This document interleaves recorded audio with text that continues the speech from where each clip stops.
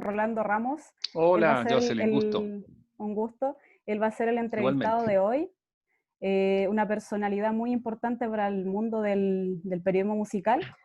Y bueno, si no tiene algo que decir, vamos a empezar con la entrevista. Ya. ¿Quién fue su referente antes de su primera aparición en los medios? A ver, mira, dejar, son tantos años ya. Yo creo que mi primer referente eh, como líder de opinión o comentarista de música, ya más que nombres, fueron programas, ¿ya? El que me inició a mí en los años 70 en la música y que tengo recuerdo de haber participado y haber esperado, ¿cierto?, que se presentara ese programa, era Música Libre, un programa eh, bastante liviano de música en el cual muchachos jóvenes de esa época, adolescentes, yo era bastante más pequeño, tendría, estoy hablando del año 76 o antes posiblemente, no me recuerdo. Eh, Eran jóvenes que bailaban con canciones que eran programadas posiblemente por alguien de alguna radio, de música pop y rock de aquellos años. Eh, Hablan música argentina, mucho Palito Ortega, Tormenta, Gary Glitter, y así una serie de otros que no me acuerdo más. Y eso fue mi primer programa ahí primera vez que vi a los Jaivas, me acuerdo, que se presentaron y tocaron el himno maravilloso todos juntos, y me llamó mucho la atención de ver unos flacos de pelo largo, vestidos de blanco, barbones, cosa que no tenías tú ningún acercamiento a ese tipo de figura o ícono, ¿me entiendes tú? Entonces, eso fue como el primer programa, que no me recuerdo quién lo conducía, no sé, sé que habían jóvenes que bailaban y que eran populares, posiblemente para a los adolescentes. Yo tendría unos 11 años, 9 años. Entonces no era mi target, pero sí me interesaba esa música, la encontré, me acuerdo que me convocaba siempre en las tardes a verlos y era algo entretenido. Y paralelamente a eso habían algunos programas. Lolísimo fue un programa que hubo, no me acuerdo quién lo animaba, era como un gringo, algo así, y ahí había posibilidad, una ventana a la música de los 70, ya tocaban mucho, posiblemente tenían el canal, no sé si era el canal 7, no me acuerdo cuál, tendría derechos de compra de Midnight Special, que fue un programa norteamericano de música de los 70, entonces ahí ellos pasaban una serie de bandas muy en la onda disco o pre-disco, música negra, y por ahí algunas bandas de rock.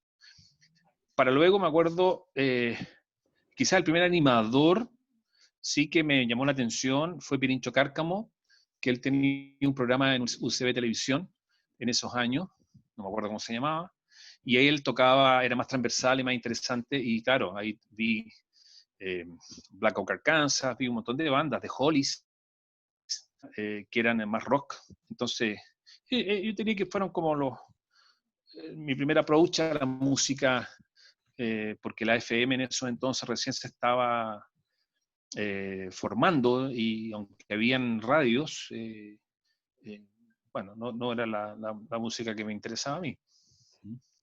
Así que esos fueron como los... Yo creo que el Pirincho fue finalmente alguien que tampoco a ver, tampoco lo asociaba mucho a alguien, era un conductor, entonces, sí, lo que más me importaba, más que verlo a él, era la música que presentaba. Sí. Eso sí, y lo grababa. Yo me acuerdo que tenía una grabadora de cinta, mi papá tenía una grabadora de cinta, entonces yo pescaba el micrófono y lo ponía en la televisión, ¿ya? Y ahí, y después escuchaba esas canciones, ¿ya? Entonces, era eso un poco lo que me motivaba mucho a escuchar ese repertorio. ¿Mm? ¿Cuál de todos los programas radiales que ha tenido ha sido el que más marcó su carrera profesional hasta el momento? Eh, Mira, yo creo que el paso por la rock and pop, sin duda, pienso yo que es mucho más, soy mucho más visible y recordado por eso, ¿ya? Eh, pero creo que la que me marcó a mí, que me decidió finalmente dedicarme a esto y sentí el primer feedback del público fue un programa que hice en la Radio Universidad de Chile a partir del año 82, que se llamó Melodías Subterráneas, ¿ya? Que fue un programa que nació de mi inquietud de poder escuchar algo en radio que me representara, ¿ya? En eso entonces la radio era tocadisco, la FM era muy tocadisco, ¿ya? Era, ¿cómo se llama? Había muy buena música posiblemente, pero el rock y las manifestaciones que a mí me gustaban a nivel musical o los géneros no tenían representatividad, ¿ya? Entonces no había ningún programa que a mí me gustara, ¿ya? Para nada. Entonces dije, bueno, si estoy estudiando comunicación audiovisual, tengo ramos de radio, voy a hacer yo un programa que me guste a mí, ¿ya? Y yo lo escuché. Y esa fue la motivación, ¿ya? Hacer algo que yo pudiera escuchar en radio y que me gustara a mí, ¿ya? Y gracias a la visión y la ayuda de un par de compañeros y contactos por ahí, entramos a hablar con Juan Pablo Donoso, el entonces director de la Radio Universidad de Chile, y comienza Melodías Subterráneas, ¿ya? Y ese fue el programa que a mí me enamoró de la radio, la verdad. Porque ahí pude ver, pues, digamos, tener un approach a la realidad y cómo preproducir, producir y grabar, postproducir un programa de radio. En eso entonces era todo analógico, ¿ya? Imagina, todo se grababa en cintas de reel, por lo cual los efectos que yo proponía, las locuciones, ¿ya?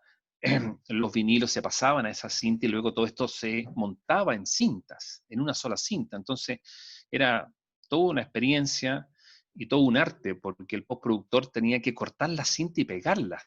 Entonces era realmente algo muy artesanal, muy bonito, y fue lo que me motivó a seguir en esto, y especialmente el feedback de la gente. Nunca pensé que íbamos a tener un feedback tan potente de tener sacos de cartas que nos esperaban cada mes y darse cuenta que había gente que sabía mucho más que uno a nivel de música, de la música que yo estaba proponiendo. Entonces todo eso me convenció de poder de seguir adelante y ser bien testarudo, ¿ya? Y no flaquear, ¿ya? Más allá de todas las barreras y portazos que tuve para poder comercializar eso, y toda la gente que me dijo que no hiciera radio. Todos los directores que me acerqué alguna vez y que como se me dijeron, no muchachos, no hagas radio, te vas a morir de hambre. No hagas radio, ¿para qué? Y menos lo que estás haciendo. La propuesta es algo imposible de que ninguna radio, lo que tú estás proponiendo, ninguna radio la va a aceptar. Es música satánica o es música, no sé, yo quedaba plop. ¿Ya? Realmente era increíble. Y fui a hablar con grandes de la radio en ese entonces, ¿eh? Grandes. Y ninguno aceptó el programa, todos lo criticaban. Contaban que era antirradio. ¿Ya? Pero bueno, después tuvieron que lavarse la boca y otras partes cuando salió el rock and pop. Y muchas radios se vieron afectadas, ¿ya? Por esta nueva forma de hacer radio que se empezó a acunar en los 80 gracias a la visión de varios, no solamente la mía. Prácticamente final de los 80 y principios de los 90 iba en Valenzuela, mucho tuvo que ver también en ser una radio distinta, ¿ya? En la radio concierto. ¿Ya? En fin, entonces había había gente que queríamos algo distinto, que necesitábamos empujar la radio hacia la humanización, ¿ya? Y a la cercanía. Era llevar la radio AM, o sea, a la FM. Sí. Cuestión que después la Compañía Chilena de Comunicaciones y la radio Rock and Pop entendió muy bien y fue la editorial de la radio y el éxito que tuvo la radio en los 90. Otra pregunta, ¿cómo fue su experiencia al ser el lead manager de Faith No More en su paso por el Festival de Viña en el 91? Que fue maravilloso. Nunca pensé, mira, yo en esos años estaba buscándomela también, como comunicador y periodista buscándome qué hacer, ¿ya? No era fácil, había tenido experiencia en televisión, había estado trabajando como asistente del asistente del asistente en distintos programas. Nunca me gustó, nunca pude entenderme con la gente, la verdad. Productores o gente de esa época. Y tampoco me gustaban los programas, la verdad. No, no los voy a nombrar, pero nunca me motivaron. Entonces llegué a golpear la puerta de un sello discográfico, que en esos entonces estaba, como ya había tenido yo un approach a los sellos por distintos motivos, Emi Odeón determina, digamos, de alguna manera dejar de trabajar la etiqueta Polygram, ¿ya? Y Polygram se independiza acá en Chile y en Latinoamérica de EMI y se instalan como digamos, una discográfica multinacional. Y yo entro ahí como label manager. Y claro, ahí tomamos contacto con un montón de bandas y cosas, fue una experiencia muy interesante. Y una de ellas que me tocó a mí asistir, porque yo era el label manager, era Fate No More para Viña del Mar. Y fue una experiencia extraordinaria.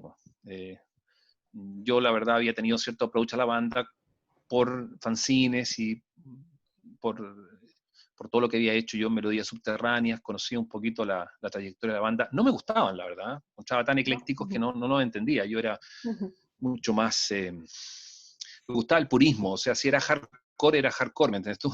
Si era, no sé, era rock, pero esta cruza de cosas raras como hip hop, funk, soul, metal y punk, ¿qué es esto? No lo entendía, me costó entender, tratar de digerir y entender Fate No More, que finalmente fue una de las bandas que yo creo que determina la editorial de la música de los 90, como fenómeno de fusión de distintos géneros, ¿ya? Pero me toca, claro, obviamente me llegó el disco The Real Thing y había tenido algún approach a algunos álbumes anteriores, claro, con otro vocalista, con Chuck Mosley, no con Mike Patton. Y nada, no me pregunta, me dice, eres un chaperón, tenés que llevarlos a ir a buscarlo al aeropuerto, tienes que llevarlos a Viña, ponerlo en el hotel, estar a la disposición de ellos porque eres el label manager. Y bueno, Fate No More ya tenía su adepto en nuestro país, por lo cual me fue más fácil porque otros personajes periodistas se interesaron por la banda y como que capitalizaron a algunos de sus miembros, ¿ya? Y finalmente me fue más fácil poder administrar ese tema, ¿ya? Pero fue una experiencia extraordinaria porque estuve muy cerca de ellos, pude compartir con todos, quizás no tanto con Mike Patton, pero sí con Billy Wood y con el resto. Los pude sacar a cenar, a almorzar, quedaron locos con las ostras, con el vino, me acuerdo. Y me pedían cosas. Una de las cosas curiosas que la conté en un podcast de la Futuro es que antes de salir a escena querían tomar Valium, ¿ya? Porque el Valium era la droga que les gustaba y no tomarse uno, eran 4, porque una de las sensaciones que para ellos era muy grata era sentir que el piso se hundía. Y tuve que comprarle varios Valium y darles Valium y ahí tocaban. Bueno, en fin. Y de ahí se fue, había harta expectación, había harta gente que seguidores, muchachos que Mujica estaba, me acuerdo, era cabro chico, y no sé si Alfredo, no me acuerdo, pero salimos a carretear en la noche, a caminar, conversamos, fue una bonita experiencia, la verdad. Y lo mejor lo que agradezco a Mike Patton fue que me pasa no me acuerdo si fue un cassette o fue no me acuerdo qué soporte, de un adelanto a Mr. Bungle, que lo encontré aún más increíble, o sea, más raro, porque no, hablando del año 91, esto fue en enero, ¿cierto? De 91, no sé si en mayo o junio sale el disco se edita finalmente. Y bueno, y ahí ya realmente me amigué mucho con la banda a nivel musical y lo encontré muy interesante, estuve bien pegado con ellos. Pero fue una buena experiencia, como tantas otras.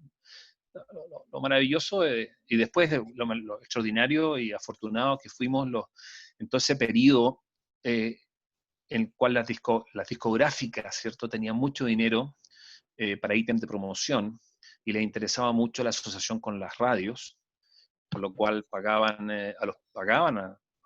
todo. ¿Cuántas veces nos fuimos a Europa o a Estados Unidos a entrevistar distintas bandas? Cosa que lamentablemente ya para el año 98 se cortó con toda esta situación de crisis de las discográficas, cortaron todo eso. Fue una pena porque tantos periodistas, no solamente yo, un montón, fueron a entrevistar a grandes bandas, estando muy cerca de grandes íconos de la música. Después eso lamentablemente se cortó. No pudimos más tener esa experiencia. Sí. Pero no, Faith No More lo tengo siempre en mi top mind como uno de los encuentros importantes de la música que tuve la oportunidad de vivir. Música rock. Sí. Además de eso, ¿cuáles han sido las bandas más relevantes para usted a las que ha entrevistado? Mira, a ver, todas son relevantes porque he entrevistado desde la Spice Girl hasta Ramones. Bueno, algunas fueron presenciales, algunas otras fueron a través de telefonía, ¿ya? Eh, entonces, la verdad que todas importantes, pero para mí personalmente una de las entrevistas fundamentales que logré yo producir, porque no había otra manera, fue a un personaje que en paz descanse, ¿ya? Que es uno de los arquitectos de la música oscura norteamericana, el rock gótico o death rock. Él es Ross Williams, ¿ya? De Christian Death, que tuve la suerte de poder gestionar a través del director de un sello discográfico, Cleopatra Records, en Estados Unidos. Me dio el teléfono personal de Ross y pude entrevistarlo y conversar, incluso fuera de la entrevista con él, varias horas. Entonces, para mí, en lo personal, fue tremendamente importante. Otra entrevista que fue también, histórica, en el sentido que pude entender sin haber leído el libro You Killed Me First, ya que da cuenta de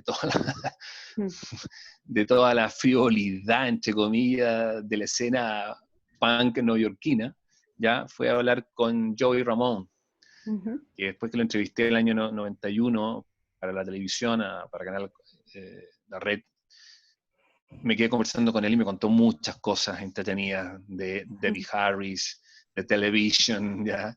De Richard Hell, y todos sus amigos y gente del dueño de CBGB's, ¿ya? De cómo él escapaba del acoso, de que lo tenían como sex symbol, no podía entender eso, ¿ya? De cómo él podía ser un sex symbol, y que eso lo había acunado Debbie Harris, ¿ya? Y así me contó una serie de cosas media faranduleras, por así decirlo, pero anecdóticas con respecto al día a día de la vida de ellos en los años, finales de los años 70 en Nueva York, ¿ya? De todo cómo pudieron conseguir dinero, ¿ya?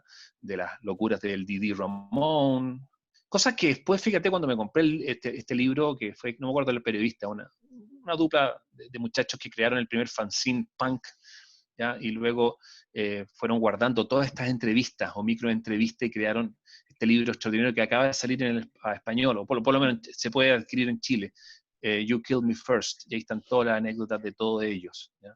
Desde Iggy Pop, pasando por Joey Ramone, por todo, Richard Hell, Lida Lunch, bueno, tanta gente que son parte de esa historia. También para mí fue interesante entrevistar a Blur, ¿ya? A Beastie Boys en su momento, a Bruce Dickinson, fue muy agradable, gente muy respetuosa, muy sencilla, la verdad. John Secada también lo entrevisté en su momento. Chayanne también me tocó, porque, porque todo está bien, uno puede hacer excepciones. Para nada. Metallica estuve muy cerca de ellos, ¿ya? Y bueno, obviamente Kiss, una banda que fue, siempre sigue siendo fundamental en mi historia como formación, ¿ya? Entrevistar a Gene Simmons, en fin. Bueno, eran momentos, eso es la suerte de estar en el momento preciso, en el lugar, ¿cierto? Adecuado, porque en eso entonces, insisto, los sellos discográficos gastaban mucho dinero en promoción de sus artistas. Entonces, o nos mandaban o traían los artistas o nos entregaban special press kits y nos daban todo en bandeja para poder hacerlo. Y eso, entonces, bueno, y después en mis programas más de nicho, como La Alcantarilla Gaseosa o After Midnight, esto de poder tomar contacto con estos artistas siempre fue una gran obsesión. Entonces, ocupé el último año de La Alcantarilla Gaseosa en Rock and Pop los días domingos, entrevisté muchas bandas del estilo, alternativa, por teléfono. Hice varios programas entrevistando a muchas bandas. Que, bueno, decir los nombres no tiene sentido porque la verdad los conozco yo, creo, un poco lo que tengo atrás en la muralla de discos. Pero fueron muy satisfactorios, para mí, tremenda, o sea, gran satisfacción de conocer, digamos, de poder entablar una conversación con estos músicos. Y en torno a esto, ¿podría contarnos alguna anécdota que haya vivido con alguno de estos músicos? Una anécdota curiosa, no sé, divertida. Bueno, sí, bueno, una anécdota media. Bueno, dos anécdotas. Una es que cuando tuvimos todo un día con Bruce Dickinson, ya, yo era bien fanático de la primera etapa, digamos, obviamente la primera etapa de Maiden y los primeros 2 discos de Maiden con Bruce Dickinson, entonces me lo sabía de memoria y hablé mucho con él y nos hicimos, no amigos, pero estaba bien asombrado de todo lo que de toda la data que uno manejaba. Y nos fuimos tomando cerveza y tomando cerveza y tomando cerveza, y él tenía que dar un acústico, creo que en ese entonces estaba promocionando su disco debut como solista, y yo quedé muy mal, la verdad, quedé muy mal. Y al otro día tenía que entrevistar a John Secada.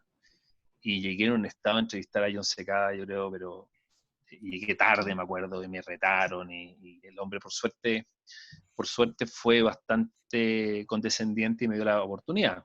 Y otra que fue bien penosa, ¿ya?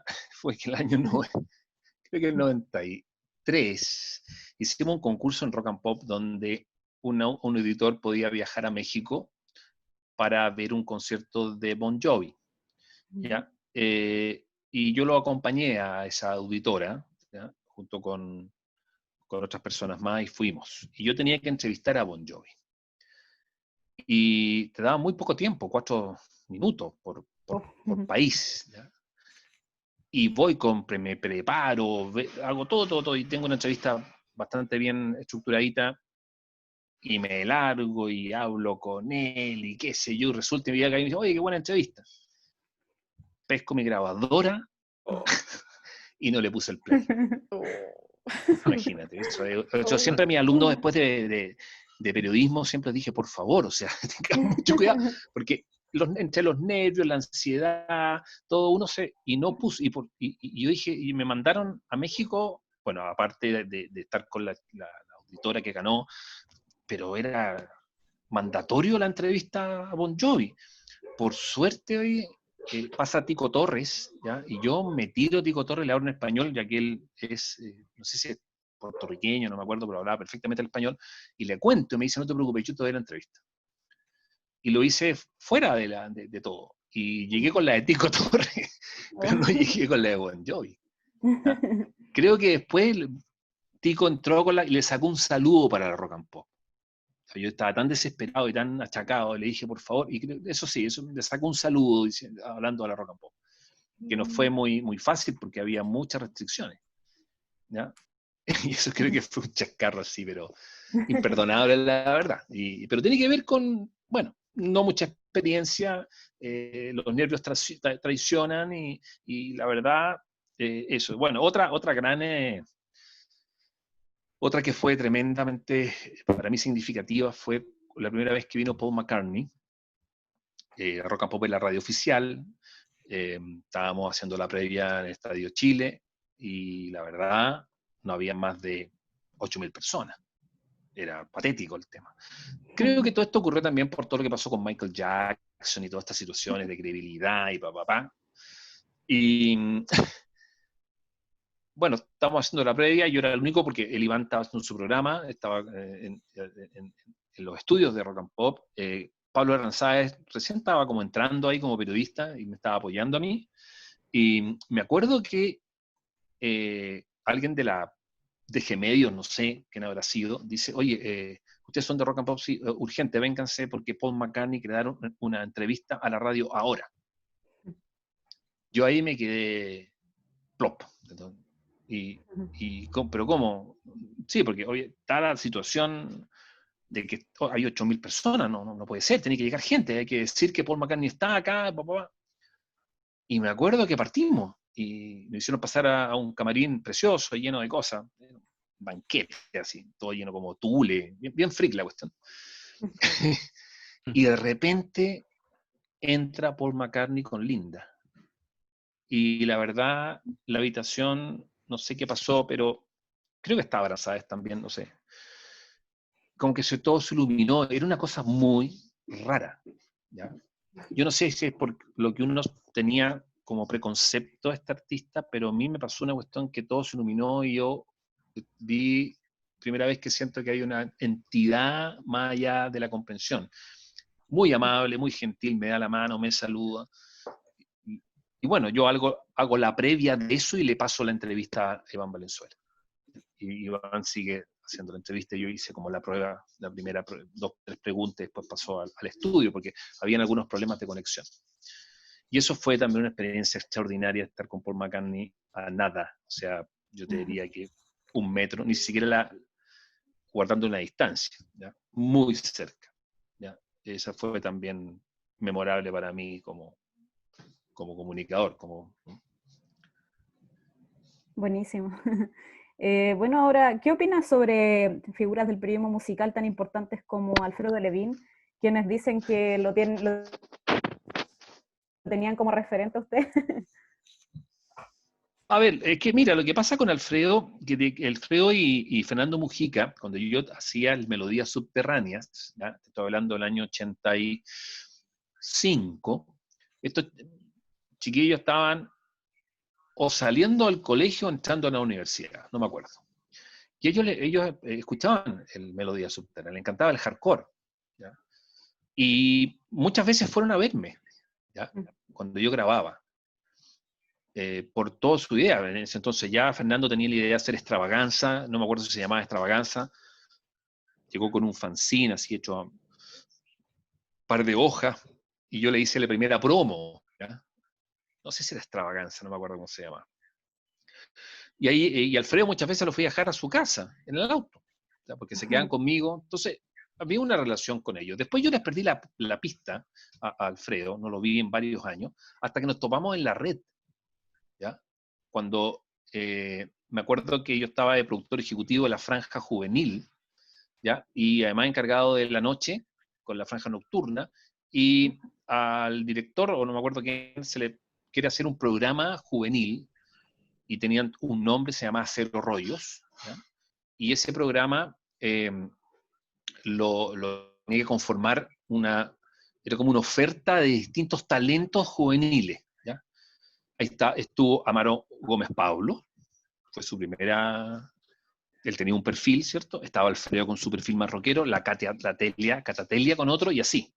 Era como, no sé, era como una oferta de talentos jóvenes en pos de la música y el periodismo juvenil. Y yo era el productor ejecutivo, y me acuerdo que cuando tuvimos que buscar esa figura de rock, ya Alfredo había participado en su banda de rock, ¿cierto? O de hair metal, y todos quedamos claro que él debía ser, ¿cierto?, la figura que representara al rockero. Y ahí tomé contacto nuevamente con Alfredo, ¿ya? Entonces siempre nos fuimos topando con Alfredo, ¿ya? Tanto así que después, bueno, por X motivo yo salgo de Lee Knight, ¿ya? Y Alfredo queda en Triton Music, que fue una prolongación de Lee Knight. Otro hecho anecdótico, que no es menor, es que cuando vienen a Chile los productores de MTV a buscar talento acá, varios nos presentamos a hacer las pruebas de cámara. Pero por alguna razón Alfredo no. Y yo quedé prop. Y de hecho dije, para mí, qué bien que no se haya presentado Alfredo, ¿ya? Porque era claro que el Alfredo era, ¿entendí? Pero me llamó mucho la atención. ¿Qué pasó ahí? ¿Por qué Alfredo no está? ¿ya? Y eso que estaba en el Tritón Music, ¿ya? Bueno, vaya para la suma, esto es algo que les voy a contar a ustedes. Yo quedé seleccionado, ¿ya? Me llama el productor y me dice: de todos, tú, nos encantó lo que hiciste, estás seleccionado y todo. Y me dice: tenés que firmar unos papeles, papá. Y dentro de los requisitos para ser animador de MTV es que uno no podía estar casado. Tiene que estar soltero. Cuestión que nunca lo supe, ¿ya? Y me acuerdo que esto era tan drástico porque se habían demorado y este productor argentino tenía que llevar a la persona 2 días después de esto. Y un día me llama, un día sábado, me dice: oye, están los pasajes, todo, firma esta cuestión, está aquí. Y cuando le cuento que soy casado, el gallo se le cae el pelo, ¿ya? Dice: no puedo, si esto es un requisito, pero ¿cómo? A mí, no sé, yo no tengo idea. Y ahí yo le digo: mira, pues está desesperado el compadre. Ve en la noche tienes que ver este programa que se llama Tritón Music, ahí está la persona que tú buscas. Dicho y hecho. Entonces, y después, bueno, otras cosas. Mira, hay muchas anécdotas con Alfredo, ¿ya? Después en la Futuro, en la rock, cuando me toca a mí intervenir rock y guitarra, ¿ya? Estaba Alfredo, finalmente yo sumo a Alfredo como director de Radio Futuro a la programación de la Futuro, y así, muchas cosas. Después Alfredo alguna vez me tocó desvincularlo, después de un par de meses lo veo en el metro, no lo veo muy bien, y hablo con quien corresponde, y lo volvimos a incorporar a la radio Rock and Pop, y así, suma y sigue. Después me tocó trabajar con él en la Sonar. Entonces, bueno, siempre con Alfredo había por alguna razón nos hemos topado en distintas cosas de nuestra vida. Entonces hay un cariño muy grande, un respeto tremendo, y eso. Bueno. ¿Cuál cree que ha sido el concierto que marcó un antes y un después en la historia de los shows en vivo en Chile? No, yo me acuerdo que el de Rod Stewart, yo creo que fue el concierto que marcó, dio el kickoff a todo, ¿ya? Así como concierto transversal, popular, ¿ya? Donde había claro que ya teníamos, este país cívicamente estaba preparado para eso, porque hubo tanta polémica que era imposible, esto iba a ser un despelote, el miedo, ¿cierto?, a lo desconocido y tantas cosas. Entonces yo creo que Rod Stewart, Amnesty Internacional también fueron importantes conciertos y después todas las polémicas que vino con Michael Jackson y todo. Y para mí personalmente, yo creo que el de Metallica, la primera vez que vino Metallica fue, Ramones y Metallica para mí fueron muy, muy importantes, ¿ya? Fueron realmente conciertos de experiencias así potentes. Otra pregunta, ¿qué banda internacional cree que tiene una relación verdaderamente estrecha con Chile? Bueno, o sea, está clarísimo que Mike Patton es hijo ilustre, hijo Sí. ilustre, absoluto, del rockero chileno, si no hay otro, ¿ya? Y yo creo que Rage Against the Machine también lo tiene, ¿ya? Son como dos bandas que están en el ADN de la, no sé, de la idiosincrasia del chileno rockero, ¿ya? Siento que esas dos pueden ser, esa es mi opinión, porque estoy equivocado, pero creo que con Mike Patton no. Creo que Mike Patton es todo lo que saca Mike Patton, todo lo que habla Mike Patton, toda la gente se lo compra, ¿ya? Sí. Todos lo compramos, obviamente, porque es un gran artista, y gran persona también. Entonces, sin duda creo que por ahí va la cosa, ¿ya? Sin desmerecer todas las bandas que nos han visitado y tanta gente que gusta de distintas otras propuestas, ¿ya? Pero a nivel transversal, ¿ya? A nivel masivo, por así, dentro del rock, de la comunidad del rock, Mike Patton, Faith No More, posiblemente, y todos los proyectos de Patton. ¿Podría sumarse a ese pequeño grupo Iron Maiden, Pearl Jam? Ah, bueno, claro, sí, Iron Maiden también, tienes toda la razón, sí, obviamente Iron Maiden es muy querido, pero no sé si al nivel de... Pero ahí ya estáis sesgando en un tema que es netamente metal, ¿ya? Y el metal es el metal, ¿ya? Y creo que ya es muy, es como... Pero claro, 80.000 personas que hayan, no es menor, ¿ya?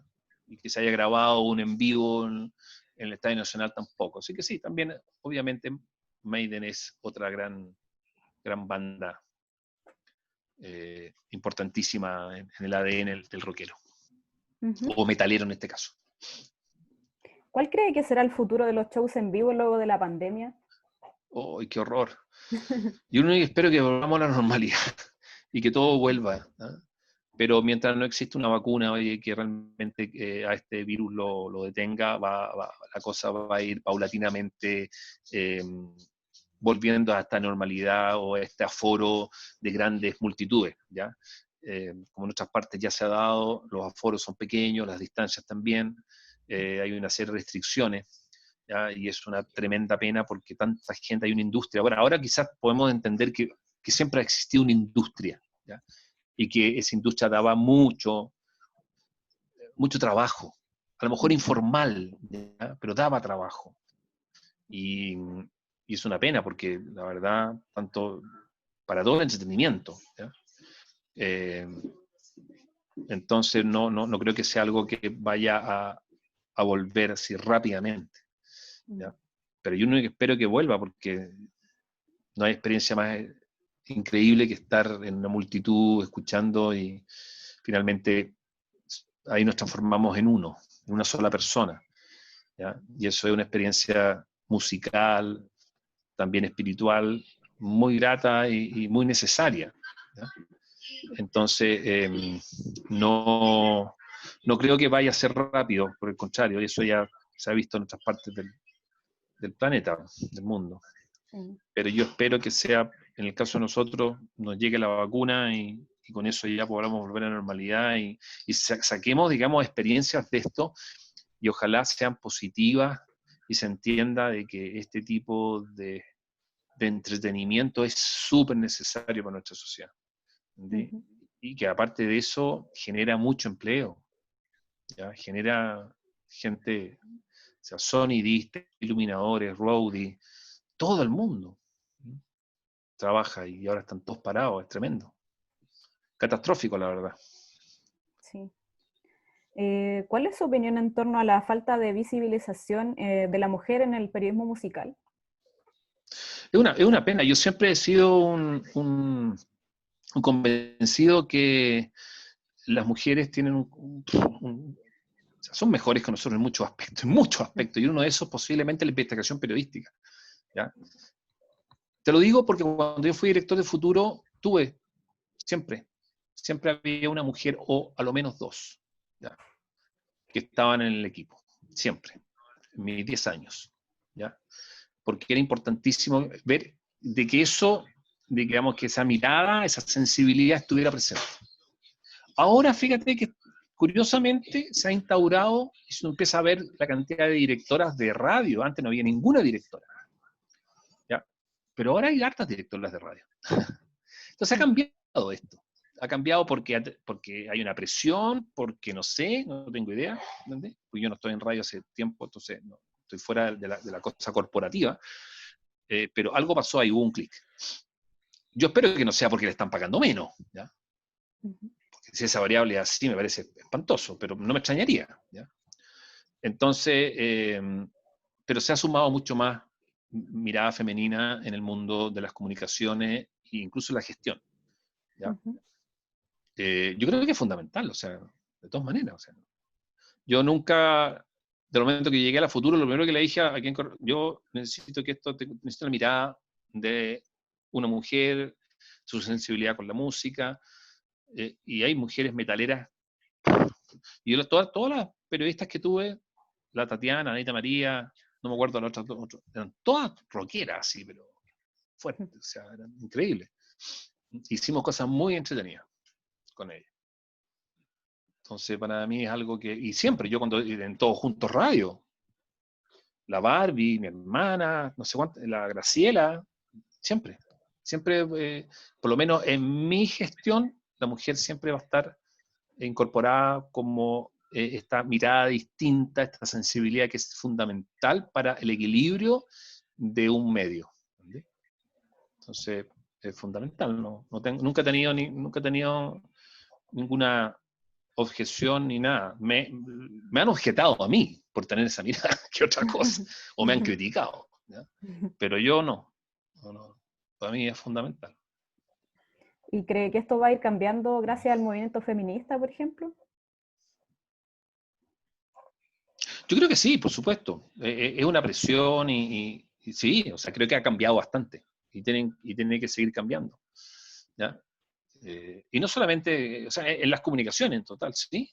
Yo creo que hay harta, o sea, en este momento hay mucha mujer que está teniendo puestos, digamos, que son líderes de opinión potentes, ¿ya?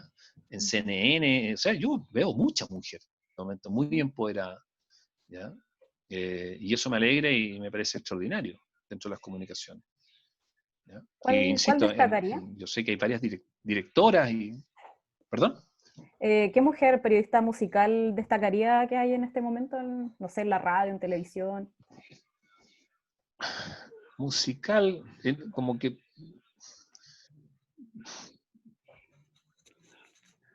yo soy re malo para los nombres, sé que...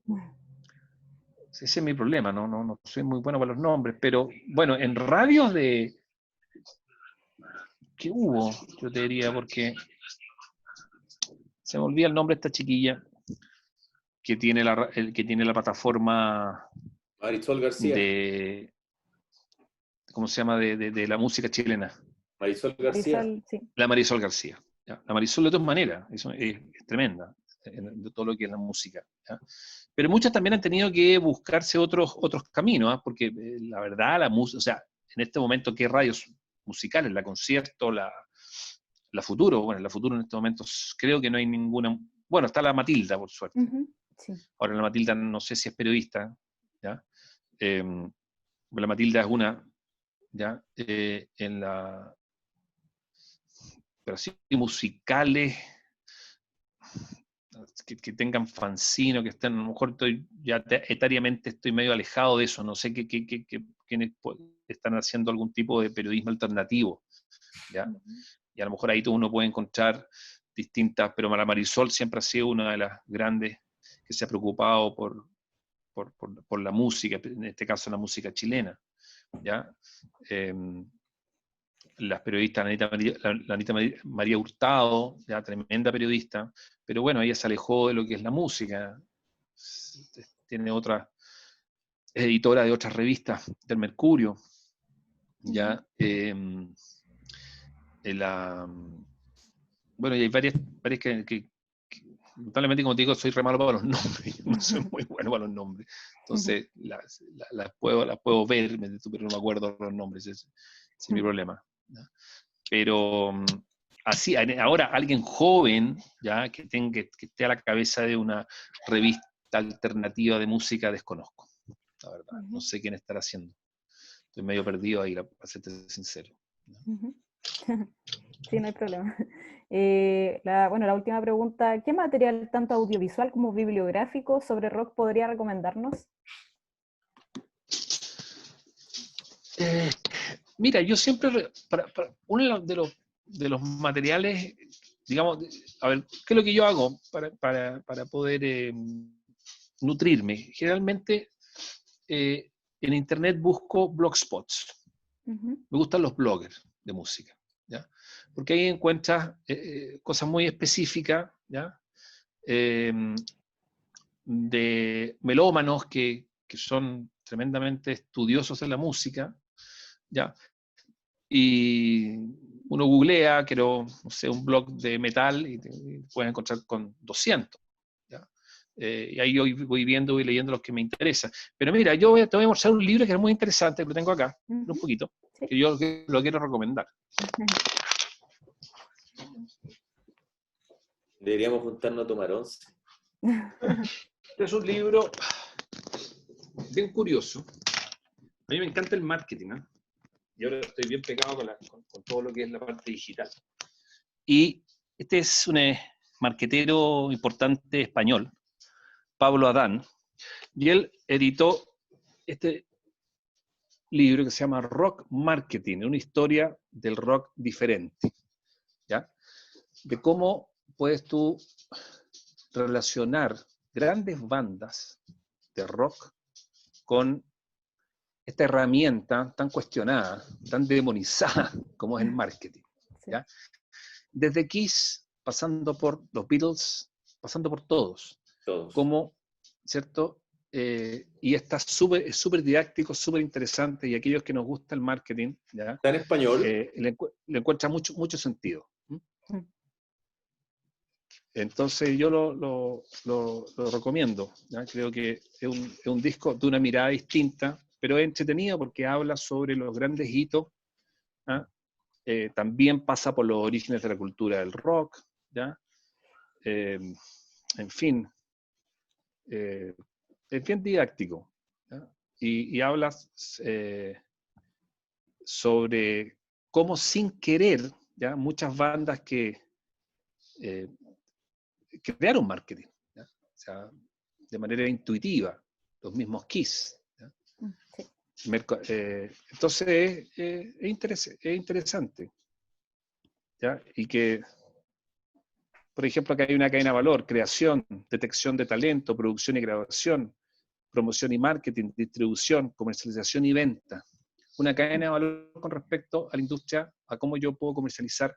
Porque una de las cosas fuertes, yo lo entiendo, ¿eh? Yo recién, cuando entré a Polygram Discos, cambié mi paradigma, ¿ya? De que el rock, o sea, yo siempre dije, el rock no es un producto, ¿ya? No es un producto, no lo puedo entender como producto.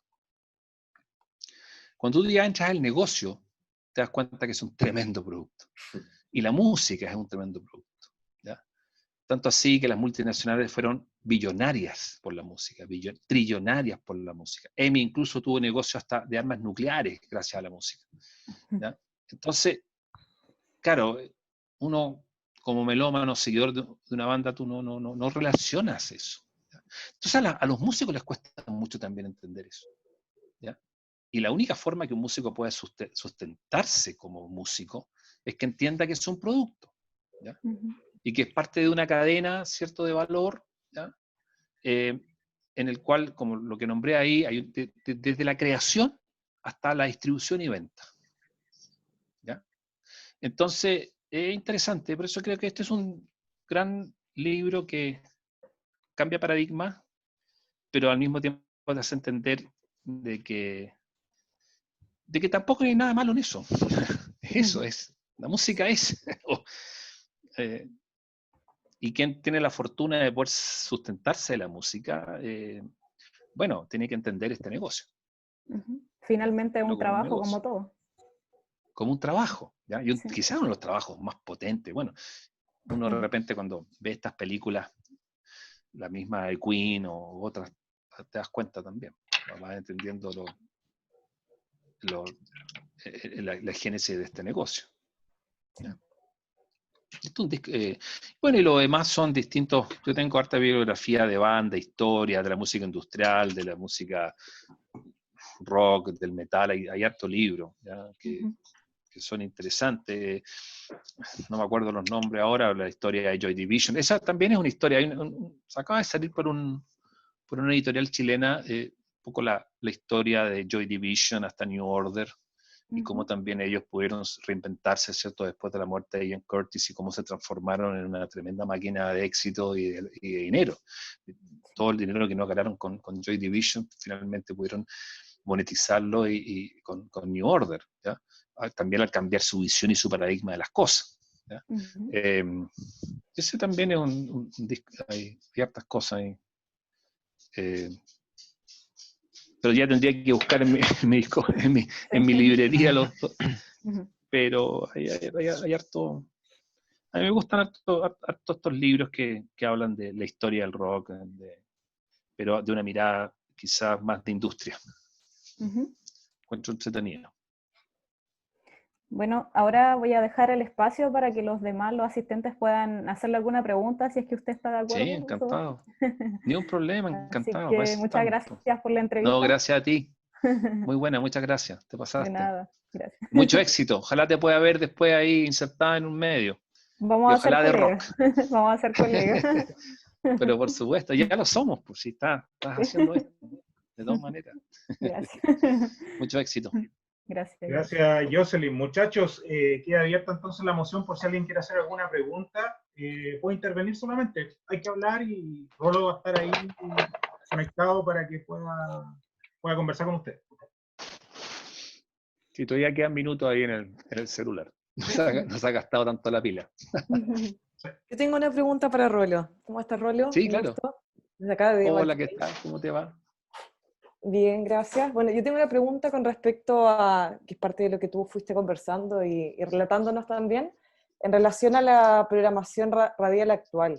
¿Hay alguna que te represente desde lo que es la propuesta programática o de contenido o de cultura actualmente, algún programa radial? Mira, sí, sin desmerecer lo que se hace en la Futuro, que obviamente yo estuve tantos años y todavía hay algo de lo que uno dejó ahí, ¿ya? Yo te diría que a nivel musical la radio que más me representa y escucho es la Sonar, ¿ya? Básicamente porque la Sonar me permite ir un poco actualizándome en la música. No soy un escucha asiduo, yo pincho nomás, ¿ya? Escucho de repente a Alfredo, de repente a Reynoso, pero la verdad lo que más estoy escuchando es un tema etario, es Radio Bio Bio. Me voy entre los dos extremos, la Bio Bio, ¿ya? Y Tele 13 Radio, ¿ya? Que son dos polos, ¿ya? Y generalmente me informo harto en la mañana y en la tarde, cuando me muevo, ¿ya? Más que música, fíjate, ¿ya? Porque pasa con la música que la música está, ¿no? Si eso es lo que lamentablemente ocurre, está en Spotify, está en tu propio celular, ¿cierto? O en cualquier dispositivo que te puedas acumular música por carpeta, en fin. Y claro, en este momento, bueno, no sé si, bueno, Super 45 yo lo escuchaba harto, pero no sé dónde están ahora, se me perdieron, ¿ya? Perdido en el espacio, de repente es un programa que escucho también, ¿ya? Porque también aprendo música más alternativa. Pero por ahí va el tema, ¿no? O sea, de repente escucho un poco la concierto por si quiero escuchar algo de música ochentera, 90, ¿ya? Pero musicalmente la radio a mí no me atrae mucho porque finalmente es más de lo mismo, nomás, no hay ninguna novedad y uno tiene inquietudes de poder siempre ir más adelante. Y una de las cosas que echo de menos es la música chilena. O sea, antes yo escuchaba mucho la Radio 1, ¿ya? Además tuve la suerte yo también de ser parte de esa gestión, entonces era una radio muy interesante donde yo podía descubrir tanto los viejos, los grandes, digamos, músicos chilenos de todos los tiempos con algunos pinceladas de lo nuevo, pero eso ya no existe, ¿ya? Entonces, en este momento si escucho radio, la verdad la escucho más para informarme que música, ¿ya? No, porque musicalmente, excepto algunas cosas de la Sonar, digamos, no hay nada muy nuevo. La Futuro dejó de ser una radio que te presente novedades o que esté a la vanguardia, ¿ya? Poco y nada voy a poder encontrar ahí, la verdad. Que me encantaría que una radio me presentara toda la oferta extraordinaria de bandas dentro del rock o lo que sea, la electrónica que hay. Por eso, si quiero escuchar música, yo entro a Bandcamp, ¿ya? O a Spotify, pero sobre todo Bandcamp, ¿ya? Cuando estoy trabajando, cuando pongo Bandcamp y dejo en los tags que me interesan las categorías, dejo y la música que me llama la atención, automáticamente voy digamos, a la página de la banda, ¿ya? Pero echo de menos eso. Bueno, siempre. Quizás cuando yo hice radio, siempre tuve ese propósito, ¿ya? De mostrar algo distinto. Eso de alguna manera lo subvencionó la radio en los 90 y parte del 00 hasta el 2000, hasta 2009. Después del 2009 ya no había caso de subvencionar eso. Había que buscarle el auspiciador, y los auspiciadores para esos nichos, la verdad, también. Bueno, una pena lo que pasó con la radio Cero, imagínate. O sea, creo que se transformó en la radio Beethoven, bien, para gente que le gusta la música clásica, pero qué pena lo que es, era una oferta súper interesante. ¿Ya? Ahí uno podía escuchar y habían cosas, un mix de oferta musical y también oferta informativa. pero en este momento no hay mucho que me represente en radio.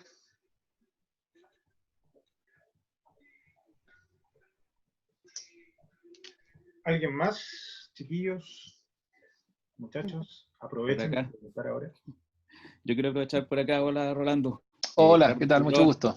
Sí, un placer. Hace muchos años que tenía ganas de hablar contigo personalmente porque cuando tú hacías Melodía Subterránea, el año 86 empezó un programa que se llamaba Musiclaje.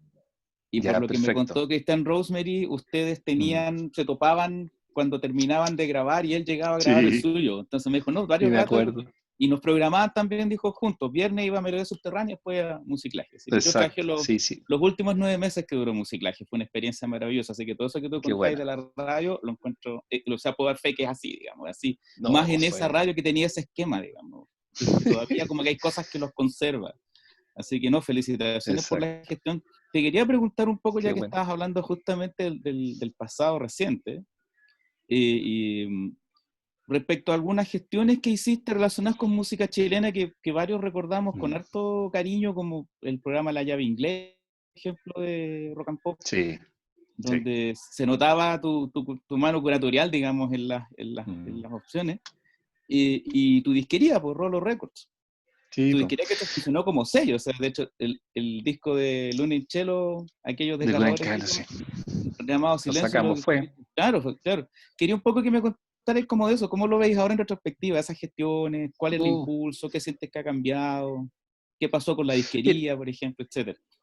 Claro, mira, a ver, con respecto a La Llave Inglesa, esa fue finalmente la curatoría, recayó en mí porque ya una vez que perdimos al auspiciador, ¿ya?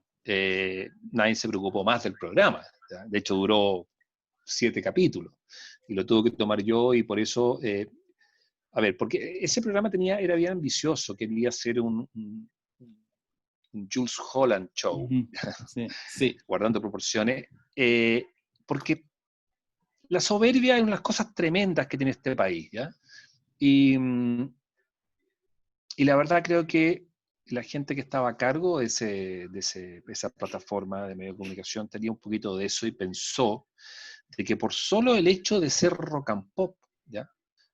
Bandas importantes chilenas e internacionales iban a ceder sus derechos de manera gratuita, ¿ya? Entonces, ¿qué pasó? Pues, cuando las bandas que se convocaron dijeron, no, yo quiero mi parte en esta cuestión. Corresponde. Claro, quedaron todos para adentro. No se puede hacer esto. O sea, no tenemos dinero para pagarle a usted. Y ahí, hasta ahí llegó. Pues. Entonces, claro, ¿qué es lo que yo hice? Llamar a mis amigos nomás. Llamar a los peores de Chile, a los fiscales, ¿ya? Llamar a Godwana, no me acuerdo que otros más, ¿ya? Y decirle, chiquillos, está esta ventana, aprovechenla, ¿ya? Es lo que hay. Hay chelita, hay buena onda, ya pasémoslo bien, y es una ventana para ustedes. Claro. Aquí no se les va a cobrar nada, pero... Y claro, pasa que después ninguna de las otras bandas quisieron ir, ¿ya? Y menos bandas, los Cadillac, ponte tú, que nos interesaba, porque la idea es que las bandas que venían a Chile, ¿ya? A presentarse en vivo pasaran por ese programa. Pero claro, o sea, yo creo que o se pecó de soberbio o de gil nomás, o de desinformado, de que obviamente los sellos discográficos iban a cobrar por eso. ¿Entendés? Si era un broadcasting, era un... Claro. Entonces, no... Y por otro lado, los auspiciados, como sabes que lamentablemente el canal, habían tantas expectativas con ese canal, de que iba a cambiar los paradigmas de televisión chilena, de que era un antes y un después, que no pasó nada, po. Y cuando no pasó nada, el auspiciador duró 3 programas y para afuera. Dijeron, no, sabes que chao. Y se nos cayeron todos los auspiciadores, ¿ya? Y ahí tomé yo el tema y hice lo que pude hasta cuando ya no habían bandas que se presentaran ahí. ¿Ya? Porque tampoco la idea era que fuera cualquier banda, ¿no? Digamos, no lo podíamos tocar. Había un tema editorial, ¿ya? Por lo menos bandas que habían sonado en la rock and pop. O sea, los peores de Chile sonaban, los fiscales sonaban, no sé si Godwana y otras partes, sí. Claro, no sonaban, pero si ya iba yo a llegar a no sé, bueno, Entre Calles sonó un poco, pero no me acuerdo qué pasaba en esa época, pero también había unas bandas que estaban relacionadas con los sellos discográficos, las Venus, ya Criminal, entonces pasaban, los sellos querían también su parte. Y hasta ahí llegó el programa, lamentablemente.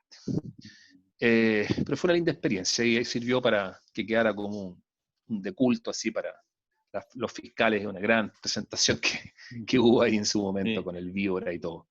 ¿Ya? Peores de Chile también, así que quedó un registro bonito de esto, que lamentablemente nunca más se ha podido volver a recrear. Una pena.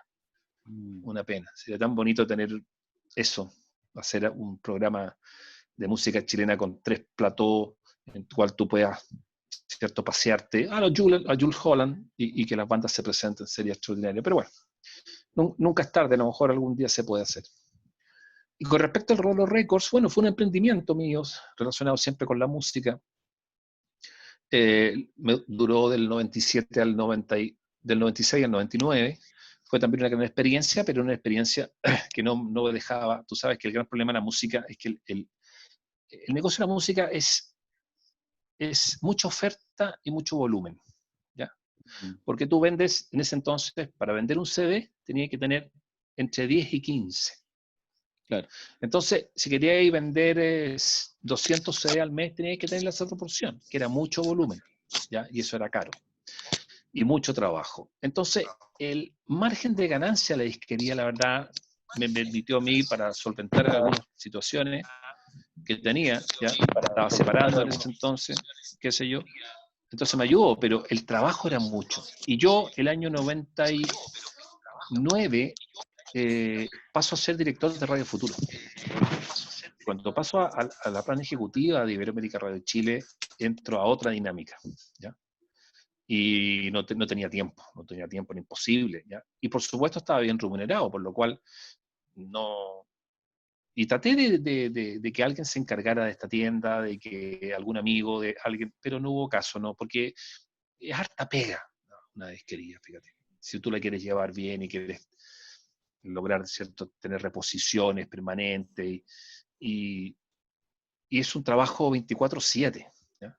Y no pude yo hacerlo más. Entonces decidí venderla y Triangel me compró el derecho a llave, y con eso recuperé la inversión, ¿ya?, que había puesto. Básicamente no gané más que recuperar la inversión, y bien, ¿entendés? Fue una buena experiencia, pero era mucho el trabajo que había que estar ahí, y yo estaba en otra. Estaba con hartos proyectos y sobre todo con la dirección de Radio Futuro, entonces era imposible. Hasta ahí llegó el emprendimiento. Pero fue una buena experiencia. Y mucha gente ahora, también era muy difícil para mí cobrar mucho por los CD. No podía, bueno, ¿entendí? Y lamentablemente había que cobrar, si la música es cara, ¿ya? La música es carísima, porque las leyes de internaciones perjudican eso, es carísimo, ¿entiendes? Todavía comprarse un libro, la cultura es cara, el acceso a la cultura, tremendamente cara. Entonces, a mí me pasaba que venían los muchachos, los góticos, y no tenían, ya, llévate el CD, ya. ¿Cuánto tenís? ¿Entendí? Entonces no fue un muy buen negocio para mí el tema, ¿cachai? No fue muy buen negocio, ¿entendí? Esa fue la verdad. Pero no podía, pues, no podía cobrar más, ¿entendí? Así que, pero fue una experiencia hermosísima. Fue muy lindo el Rolo Records, lo pasé bien. Y sobre todo que, bueno, pudimos echar a Fugazi con De Negri, y pudimos también, ¿cómo se llama?, sacar el disco Luna en Calle. Así que todo eso fue una experiencia extraordinaria. Los mismos también, apoyé a los mismos cuando sacaron el disco electrónico, también hicimos algo con ellos, junto con Hugo Chávez, me acuerdo. Perfecto. Con el Huguito. ¿Nunca lo viste como competencia? ¿No se vieron como competencia? No, ¿sabes lo que pasa? Que yo yo nunca he visto que mi gran problema. Quizás ha sido mi gran debilidad, weón. No veo competencia. no me interesa la competencia. Yo no veo ese tema, no veo la competencia, no. Y es malo, obvio, porque si a lo mejor hubiese visto competencia, hubiese visto cosas, no sé, no sé, pero no, la verdad no es mi forma de ser.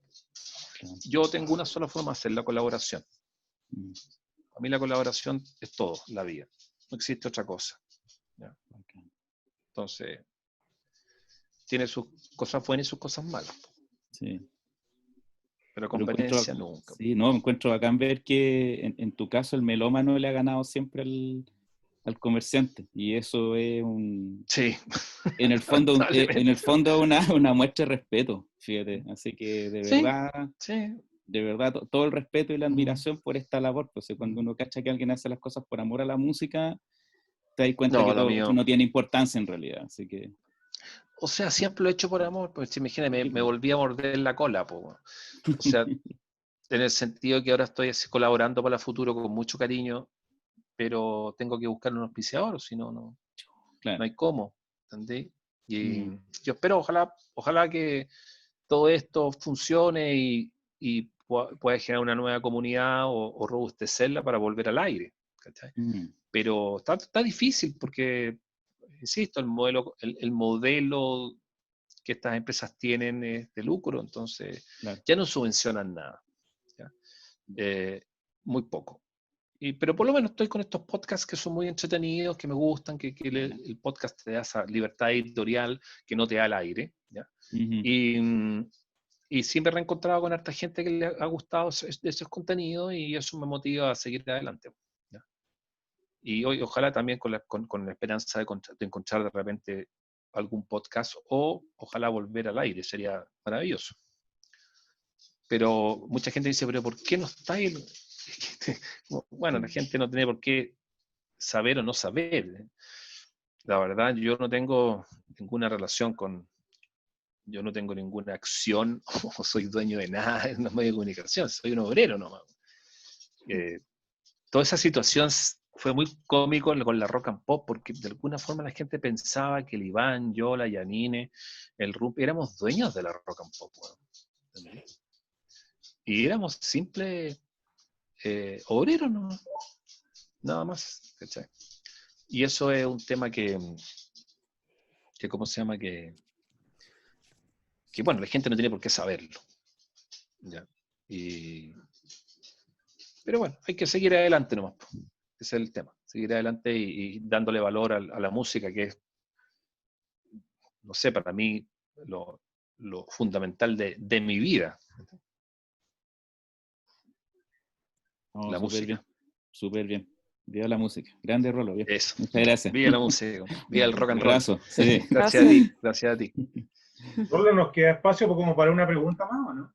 Sí, por favor, no hay problema. ¿Sí, muchachos? Sí, creo que me queda batería todavía. ¿Sí? ¿Escucho? ¿Quién más está conectado ahí? Jorge Canal está ahí calladito. Sí, Jorge está ahí. Aprovechen el espacio, chiquillos. Bueno, yo le mando un saludo al Rolo, un saludo grande, Rolo. Aquí, gracias, señor de Linay. Qué bueno. Muy bueno, me acuerdo, a los 15 años, Linay, en la noche siempre, Sí. eran 6 de la mañana. Me acuerdo que daban recitales en vivo, fue una muy buena escuela ahí con los VHS, grabando SP, LP, EP. Mira, qué bueno. Bueno, excelente, se agradece toda esa... Sí, gracias. Bueno, fue una etapa preciosa, de mucho trabajo. Yo trabajaba ahí, yo no sé cómo lo hacía, y no ocupaba ningún tipo de droga, bueno. La verdad, era de... Yo me acuerdo que me acostaba a las 4:30 de la mañana y me levantaba a las 10. ¿Ya? Porque de ahí yo me iba a Polygram Discos. Durante 2 años estuve así. Después el último año del INAI, no, porque ya no estaba en Polygram. Y logré finalmente que los días domingos, después de un año, lo grabáramos. Nosotros trabajábamos de domingo a domingo. ¿Ya? Pero la pasión que había, oye, y de poder entregar la música, era, para mí, no sé, era tremendo. Entonces yo tenía que programar. Bueno, sí, finalmente los primeros 2 años los programé todos yo. Yo era el programador. Y lo hacíamos todo. Tenía un lindo equipo de periodistas que me ayudaban, pero la programación. Después contraté a un chiquillo que me ayudó a programar, especialmente lo comercial. Pero los días domingos, que eran los días lunes metaleros y los martes alternativos, eso lo programé yo todo, siempre. Y durante casi un año y medio programé todas las franjas yo. Porque tenía una estrecha relación con Polygram y algunos sellos discográficos y no podía dejar la mano por un tema de estrategia de ellos, comercial, de cómo poder mostrar los artistas que les interesaba. Entonces, después contraté un muchacho que me ayudó y lo hizo bastante bien. Entonces fueron años extraordinarios, de mucho trabajo, pero también era joven, tenía 30 y tantos años, 32 años. Y era alucinante la Boston. Y ver esos videos, de repente, tantas cosas que lanzamos, ¿ya? Mucho. El solo hecho de poner de característica Ministry con Jesus Built My Hot Rod, fue algo esa libertad que tuvimos. Entonces, lo que más siento es que aprovechamos todos y aproveché ese momento. No me acojoné. No, sino que llevé siempre las cosas más allá. Tanto así que en algún momento nos censuraron. Y después también la otra etapa bonita es la que hicimos la que hice en el canal de Rock and Pop, Viva la Revolución, ¿ya? Que también fue un programa de mucha música que lanzamos, muchas cosas, de todo tipo de música alternativa dentro de ese paraguas, con mucha información. Y el primer año de Viva la Revolución fue maravilloso, porque tuve una periodista extraordinaria, ¿ya? Que me ayudó mucho y me trajo grandes invitados. Bueno, esta chica, bueno, fue muy, muy buena periodista y ese primer año y medio de Viva la Revolución fue extraordinario. Después ya fuimos soltando un poco la cosa periodística y fue más musical. Pero hicimos cosas bonitas. Rolo, a mí me gustaría contar una anécdota, aprovechando que estás acá, creo que nunca te la conté, ni siquiera cuando tuve la oportunidad de entrevistarte. Yo me acuerdo el año 92, que fue la primera vez que se anunció Iron Maiden acá en Chile. Yo me acuerdo que tú promocionabas bastante, pasabas bastante videos en realidad de Number of the Beast. Yo me acuerdo haber estado en la básica, muy, muy chico en ese tiempo. En mi casa se acostaban todos muy temprano y yo esperaba que se durmieran todos para ir al dormitorio de la escuela, sacar la televisión, llevármela a mi pieza con el VHS y grabar tu programa. De hecho, todavía tengo esas cintas acá en casa. Qué bonito. Yo creo que si las digitalizara sería un valor bien importante. Apareces tú presentando a Iron Maiden. A mí me encantaba, fue como el tiempo que me empecé a meter un poco también como en el metal, que no es como algo característico mío escuchar mucho metal, pero Iron Maiden es una banda que me gusta mucho y yo seguía mucho la programación de Ministry, de Iron Maiden, y recuerdo como con harto cariño este tiempo, porque claro, después en el fondo empezar a escuchar a Maiden fue un poco como el legado de tu programa, ¿no? Como todas esas bandas, como la parte más industrial, y es como súper interesante recordar, porque también era como algo pionero en esa época, porque tampoco sabía, o sea, yo esperaba, y al otro día me tocaba colegio levantarme a las 6:30 de la mañana, y me levantaba con unas ojeras tremendas, porque me quedaba viendo hasta las 2. Pero estábamos todos igualitos, lo creáis, yo también. Estábamos todos en eso. Qué bacán. Es una bonita etapa porque creo que nunca te lo había contado y lo recuerdo ahora con harto cariño porque esas cintas todavía las tengo acá en mi casa. Habría que hacer un trabajo de yo lo que pido, ¿sabéis por qué pasa? Que yo en ese sentido también he sido un desastre, yo debería haber tenido todo eso guardado, pero mira, como era una pega, no sé, quizás no tengo ese tema del coleccionista, muy poco he podido rescatar y muy poco, casi nada de Canal 2 Rock and Pop.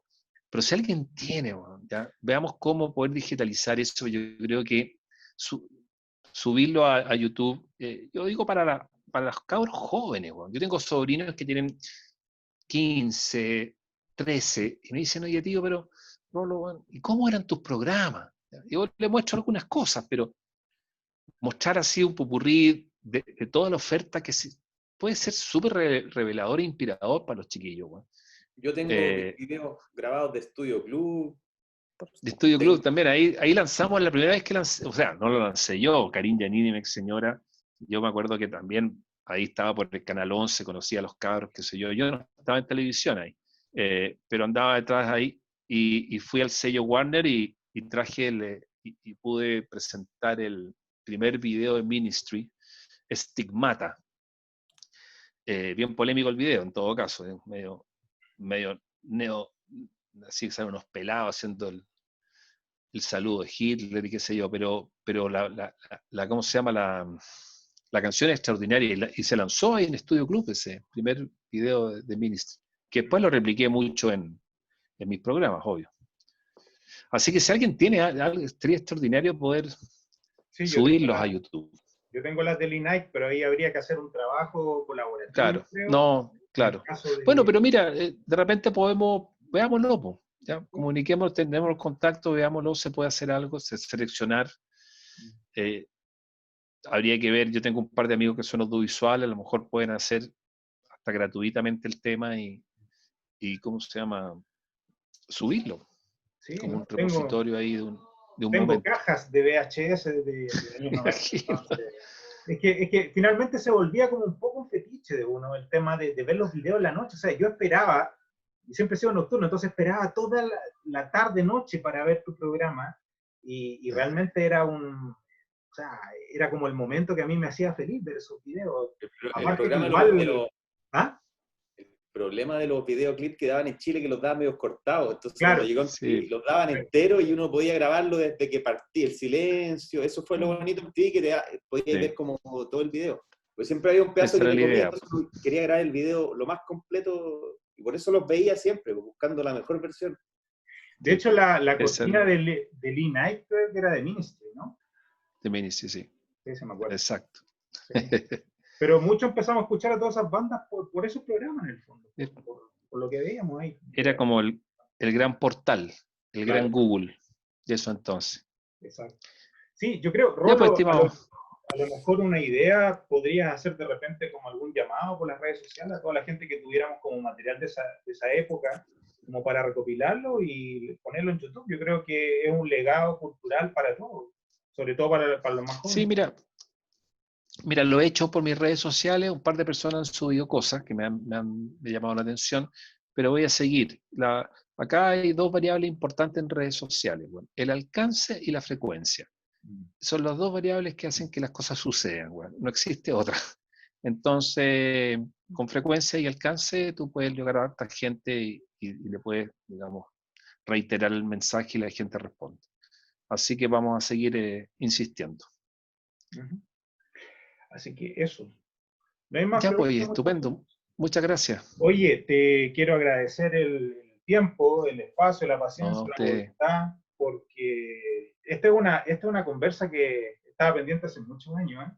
La habíamos intentado un par de veces, y bueno, la pandemia nos rejuntó, así que ha sido como la oportunidad también de poder compartir entre todos también y de aprovechar también la cultura un poco de la virtualidad para hacer todas estas actividades. Así que te agradezco el espacio, Rolando, y la buena voluntad que siempre tuviste con el taller Rock y Libro. Ni un problema, gracias a usted, oye, mucho éxito, y cualquier cosa estamos con tiempo y con ganas de seguir charlando, no hay ningún problema. Ya. Te mando un abrazo. Gracias por todo. Igualmente. Saludos a todos. Muchas gracias, chiquillos. Muchas gracias. Muy bien. Gracias. Nos conectamos. Chao a todos. Muchas gracias. Chao. Bien, súper. Nos vemos el otro domingo. Sí, cuídense. Bonita semana. Gracias. Oye, Cucho, llegaste peladito. No lo reconocí a primera vista. Mira, Cucho, es toda una personalidad. Y después dije, Sergio, es el Cucho, no lo puedo creer. No te reconocí. La pandemia. Increíble.